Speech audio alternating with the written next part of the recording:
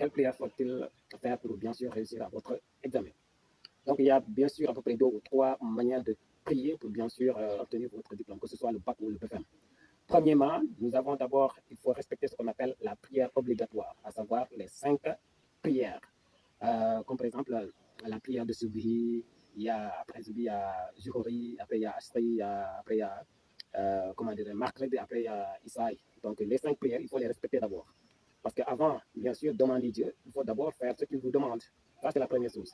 Deuxième chose, si vous voulez bien sûr obtenir ou encore prier pour votre examen ou votre diplôme, pour obtenir votre diplôme, d'abord, il faut penser aux autres. La majeure partie des gens, c'est ce qui les fatigue en fait, parce qu'ils se focalisent simplement sur eux. Ils oublient les autres. Alors que la même manière que vous êtes inquiété pour avoir votre diplôme, c'est la même manière aussi que les autres sont inquiets pour avoir leur diplôme. Donc, c'est pourquoi il est très important de penser d'abord aux autres avant de penser à soi. Parce que je donne juste un exemple.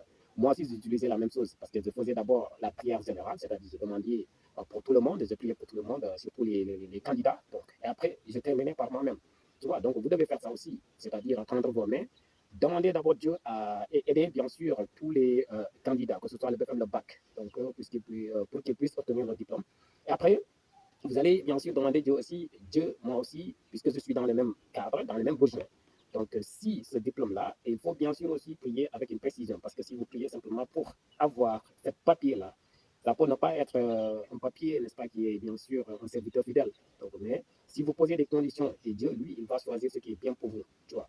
Donc, vous allez dire, si ce diplôme est très important et utile pour moi, Dieu, je vous demande, bien sûr, je te demande de me donner ce diplôme-là cette année avec une mention super bien. Parce que souvent, si vous demandez peu, vous n'obtiendrez rien. Donc, il faut demander quelque chose de beaucoup plus important, beaucoup plus énorme, qu'on peut dire grand.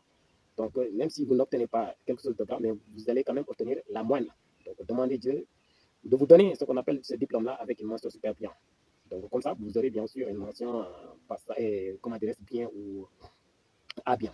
Tu vois. Donc, ça, c'était la deuxième manière de prier. Priez d'abord pour les autres, ensuite priez pour vous. C'est-à-dire demander Dieu, bien sûr, pour la réussite des autres et demander Dieu pour votre réussite, parce que vous êtes tous dans le même besoin. Troisièmement, il y a d'abord ce qu'on appelle, il ne faut pas oublier, parce que quand vous priez sans faire des actions, c'est un peu quelque chose comme, par exemple, vous allez dans un champ et vous, bien sûr, faites ce qu'on appelle le semence. Vous semez. Maintenant, vous laissez là-bas le sang sans le nettoyer, etc., sans, bien sûr, entretenir cette sang-là. Donc, forcément, vous allez obtenir peut-être des récoltes très médiocres. Maintenant, la prière aussi, c'est comme ça. Il faut accompagner cette prière-là avec des actions. Tu vois, il faut l'accompagner avec des actions. Comme par exemple, si vous priez, vous demandez Dieu, maintenant il faut faire ce qu'on appelle le zakat. Et comment faire? Parce que la majeure partie, quand vous les dites de faire le zakat, ils vont dire comment j'ai pas quelque chose à donner à quelqu'un, non.